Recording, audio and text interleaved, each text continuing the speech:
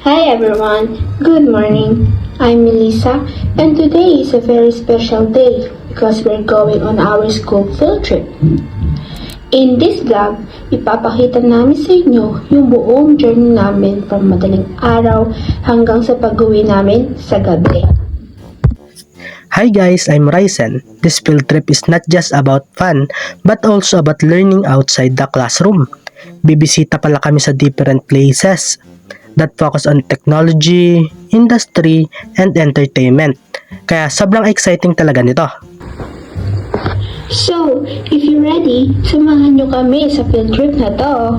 Let's go! So yun guys, 4 AM pa lang call time na namin sa school. As in sobrang aga, madilim pa yung paligid, tahimik pa yung daan, pero nandito na kaming lahat sa school grounds.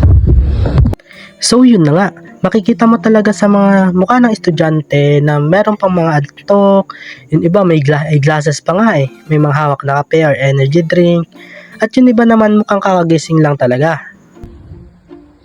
Pero kahit antok, ramdam mo yung excitement kasi alam naming mahaba at memorable yung araw na to. This early call time also taught us importance of discipline, punctuality, and responsibility, especially kapag mayroong mga school activities outside the campus. Dapat talaga hindi tayo nalilate or dapat mas maaga tayo sa tinakdang time. And yun, finally, exactly 4:30 AM umalis na kami ng school, na kumpleto na yung attendance at lahat ng sakay ng bus ay kumpleto na. During the bus ride, may mga nakakwentuhan, may mga nakikinig ng music, at syempre may mga natulog muna para makabawi sa antok.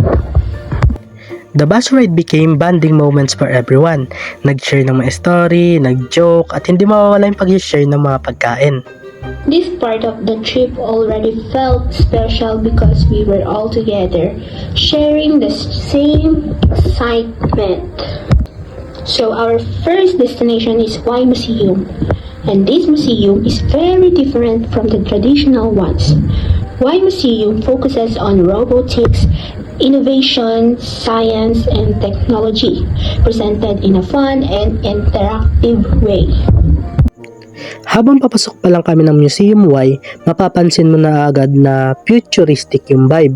Instead of usual paintings, ang makikita mo is mga robots, machine, digital displays, and interactive activities.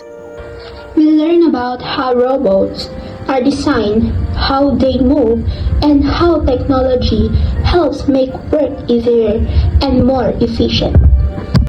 Some exhibits shows how robotics is used in different fields like industries, entertainment, and daily life. What made the experience enjoyable is that we were encouraged to explore, observe, and ask questions.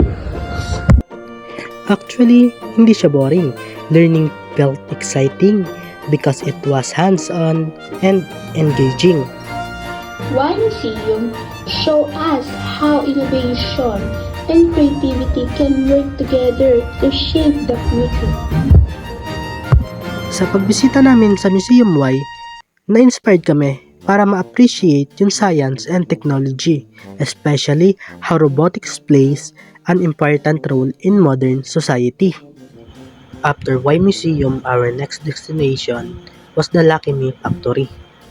Unfortunately, hindi kami allowed mag-video sa loob ng factory due to safety, hygiene, and company rules.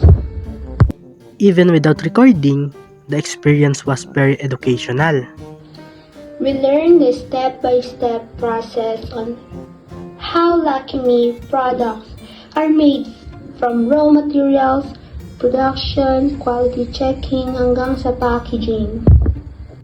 Nakita din namin kung gaano sila ka-stricto when it comes to cleanliness, safety, and quality control kasi nga, it's for human consumption. This visit helped us understand how products are carefully made before reaching consumers. After this experience, mas na-appreciate namin yung everyday products that we often take for granted. And finally, the most awaited part of our trip, Enchanted Kingdom. Pagdating pa lang namin, ramdam mo na agad yung excitement. This was the part where learning meets fun and relaxation. So, we tried different rides. May mga extreme rides na puno ng sigawan at may family rides na chill lang. Dito na din yung mga may moments na may takot, may tawanan, at may mga unforgettable reactions. So, aside from rides, we also enjoy walking around the park, taking photos, and bonding with our classmates. Enchanted Kingdom allowed us to relax and enjoy after a long day of educational activities. After a long and tiring day, uwian na kami. After a very long tiring day, pauwi na kami. Karamihan sa amin ay tahimik na, pagod, pero fulfilled. May mga natutulog na agad habang yung iba nag-review ng pictures and videos from that trip. This field trip gave us memories that we'll surely remember for a long time. Thank you so much for watching our school field trip vlog.